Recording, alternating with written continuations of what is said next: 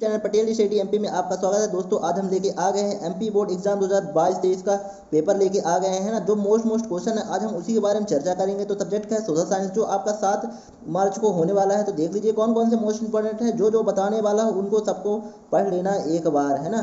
तो देख लीजिए, सबसे पहले है राष्ट्रीय संसाधन किसे कहते हैं। 2 नंबर के क्वेश्चन है, राष्ट्रीय संसाधन किसे कहते हैं और पट्टी कृषि किसे कहते हैं। सतत पोषीय आर्थिक विकास क्या है। मृदा निम्नीकरण से आशय क्या है। जो क्वेश्चन है वो सबको पढ़ लीजिएगा। और इसका पीडीएफ चाहिए तो आप हमारे टेलीग्राम में चैनल में संपर्क कर सकते हैं। प्रारंभिक जीवन निर्वाहन कृषि से क्या तात्पर्य है और मोटे अनाज से आप क्या समझते हो। और नेक्स्ट है 7वां है ना। जो बता रहा हूँ दोस्तों, इन क्वेश्चन को जरूर पढ़ लेना। क्वेश्चन बता रहा हूँ। और 7वां है निर्माण उद्योग किसे कहते हैं। 8वां है सूचना प्रौद्योगिकी किसे कहते हैं। ये सूचना प्रौद्योगिकी वाला बहुत बार आया है, तो इसको जरूर पढ़ लीजिए। और विनिमय उद्योग किसे कहते हैं।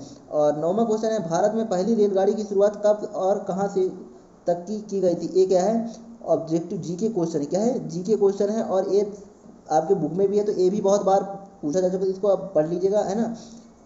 ये 1856 में चला था। कहाँ चला था, मुंबई से बनारस करके कुछ था। तो 10वां है जनसंचार के साधन क्या है। इसके संचार के कौन कौन से साधन सम्मिलित है। ये भी very very most important question है। राजमार्ग किसे कहते हैं। और नेक्स्ट है कोलकाता को एक अंतः स्थलीय पतन क्यों कहते हैं, है ना। जो बता रहा हूँ इनको जरूर पढ़ लीजिए। अब वीटो निषेध कार्य का अर्थ क्या है। ये भी बहुत अच्छा क्वेश्चन है। और 19वीं सदी तक यूरोप में कौन सी समस्याएं आम थी। गुमास्ता से क्या तात्पर्य। ये भी बहुत अच्छा क्वेश्चन है, इसको भी पढ़ लीजिएगा। और फ्लाइंग शटल क्या है। खुश नसीबी से आप क्या समझते हैं। और 18वां है कितागचा उत्तमारो क्यों प्रसिद्ध है। पंडुलिपिया क्या है। ये बहुत अच्छा क्वेश्चन है, इसको भी पढ़ लीजिएगा। प्लाटेन से क्या आशय है। अब नेक्स्ट है छिपी बेरोजगारी से आप क्या समझते हैं। ये भी बहुत अच्छा क्वेश्चन है और ये भी बहुत बार पूछा जा चुका है 83 में। और तृतीयक क्षेत्र से क्या तात्पर्य। ये बहुत अच्छा क्वेश्चन है, ये बहुत बार आया है आपके पेपर में। तृतीयक क्षेत्र और द्वितीयक और प्राथमिक क्षेत्र, है ना।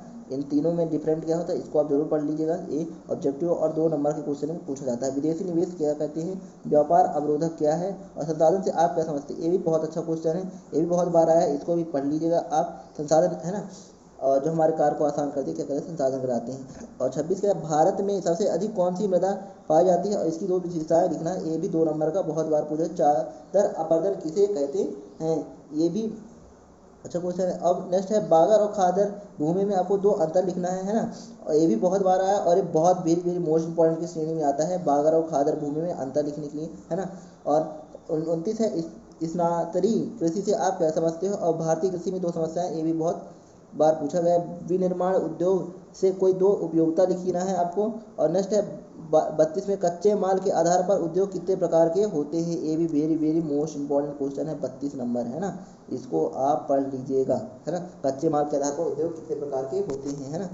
तो इसका पूरा प्रोसेस है, आपको 2 या 3 नंबर इसी का आएगा, है ना।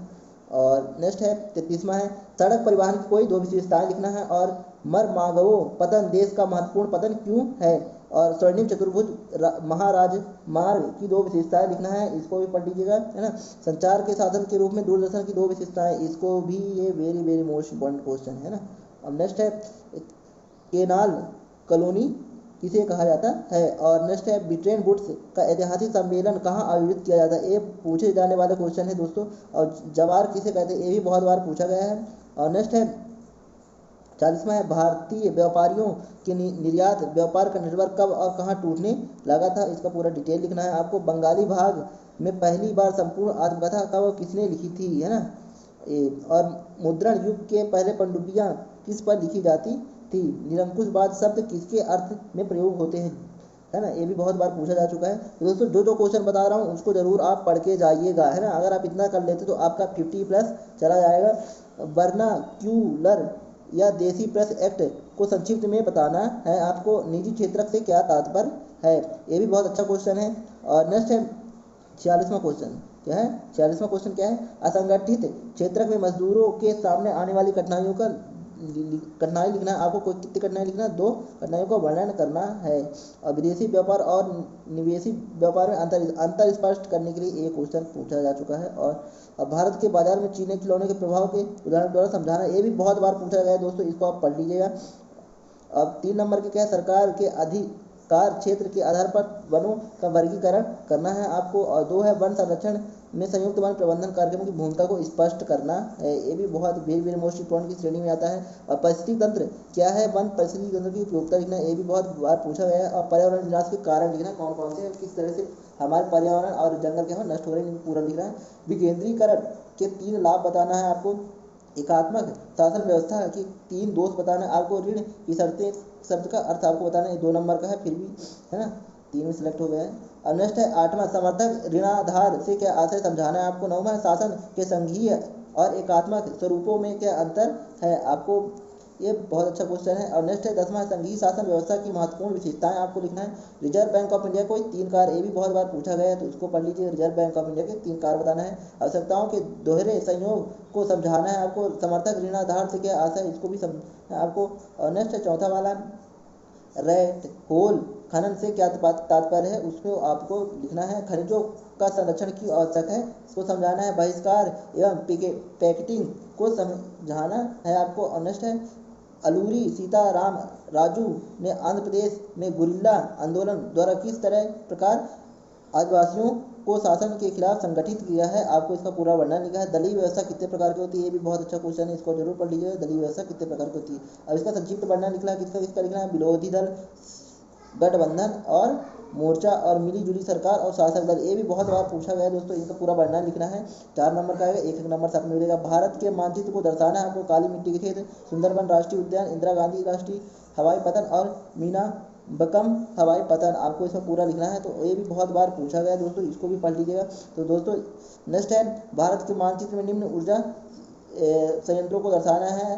रावत भट्टा और तारापुर और ककरपारा परमाणु संयंत्र और नारोरा परमाणु संयंत्र, है ना। नेक्स्ट है सत्याग्रह पर विचार विस्तारपूर्वक पढ़ना। सत्याग्रह पर हमेशा पढ़ने के लिए आता है, ये very very most important question है। तो दोस्तों यहीं तक था। तो आपको जो क्वेश्चन बताया गया उस क्वेश्चन को जरूर पढ़ लीजिएगा। 7 मार्च को जो आपका पेपर होने वाला सामाजिक विज्ञान का, तो उसी को बता रहे थे कक्षा 10वीं का। और यह वीडियो आपको अच्छा लगा तो लाइक कर दीजिएगा और अपने दोस्तों में जरूर शेयर करिएगा। और चैनल पर नए हो तो चैनल को सब्सक्राइब करना बिल्कुल ना भूलिएगा। और इसका PDF लिंक आप हमारे टेलीग्राम चैनल को ज्वाइन कर लीजिए, डिस्क्रिप्शन में लिंक मिल जाएगा दोस्तों।